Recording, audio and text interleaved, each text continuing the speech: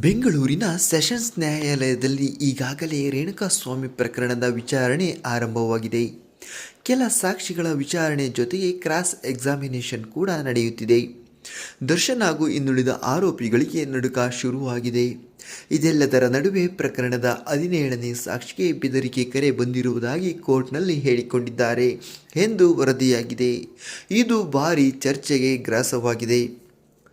ಪ್ರಕರಣದ ಸಂಬಂಧ 17ನೇ ಸಾಕ್ಷಿ ತಮಗೆ ಕೆಲವರು ಕರೆ ಮಾಡಿ ಬೆದರಿಕೆ ಹಾಕುತ್ತಿದ್ದು, ತಾವು ಹೇಳಿದಂತೆ ಸಾಕ್ಷ್ಯ ನುಡಿಯುವಂತೆ ಒತ್ತಾಯ ಹೇರುತ್ತಿದ್ದಾರೆ ಎಂದು ನ್ಯಾಯಾಲಯದ ಮುಂದೆ ಹೇಳಿಕೊಂಡಿದ್ದಾರೆ.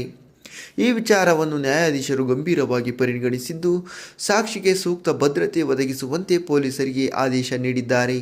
ಬೆದರಿಕೆ ಕರೆಗಳು ಹಾಗೂ ಅವರು ಯಾವ ರೀತಿ ಒತ್ತಡ ಹಾಕಿದರು ಎನ್ನುವ ಬಗ್ಗೆ ಅಫಿಡವಿಟ್ ಸಲ್ಲಿಸುವಂತೆ 17ನೇ ಸಾಕ್ಷಿಗೆ ನ್ಯಾಯಾಧೀಶರು ತಿಳಿಸಿದ್ದಾರೆ. ಈ ಮೂಲಕ ಬೆದರಿಕೆ ಕರೆಗಳ ಮೂಲ ಹುಡುಕಲು ಕೋರ್ಟ್ ಮುಂದಾಗಿದ್ದು, ಸಾಕ್ಷ್ಯ ನಾಶಕ್ಕೆ ಯತ್ನಿಸುವುದು ಹಾಗೂ ಸಾಕ್ಷಿಗಳ ಮೇಲೆ ಒತ್ತಡ ಹೇರಲು ಪ್ರಯತ್ನಿಸುವವರ ವಿರುದ್ಧ ಕಠಿಣ ಕ್ರಮಕ್ಕೆ ನ್ಯಾಯಾಲಯ ಎಚ್ಚರಿಕೆ ನೀಡಿದೆ. ವಿಚಾರಣೆ ವೇಳೆ ಸಾಕ್ಷಿಗಳ ನಾಶ ಹಾಗೂ ಸಾಕ್ಷಿಗಳ ಮೇಲೆ ಪ್ರಭಾವ ಬೀರಬಹುದು ಎನ್ನುವ ಅನುಮಾನ ಪೊಲೀಸರಿಗೆ ಮೊದಲೇ ಇತ್ತು. ಇದೇ ಕಾರಣಕ್ಕೆ ಆರೋಪಿಗಳಿಗೆ ಹೈಕೋರ್ಟ್ ನೀಡಿದ್ದ ಜಾಮೀನು ಬಗ್ಗೆ ಪೊಲೀಸರು ಸುಪ್ರೀಂ ಕೋರ್ಟ್ನಲ್ಲಿ ಮೇಲ್ಮನವಿ ಸಲ್ಲಿಸಿತ್ತು. ಆಗ ಪೊಲೀಸ್ ಇಲಾಖೆ ಇದೇ ಕಾರಣವನ್ನು ಮುಂದಿಟ್ಟಿತ್ತು. ಇದು ಹೈ ಪ್ರೊಫೈಲ್ ಕೇಸ್ ಆಗಿರುವುದರಿಂದ ಆರೋಪಿಗಳು ಸಾಕ್ಷಿಗಳ ಮೇಲೆ ಪ್ರಭಾವ ಬೀರಬಹುದು ಎಂದು ಪೊಲೀಸರು ಆತಂಕ ವ್ಯಕ್ತಪಡಿಸಿದ್ದರು.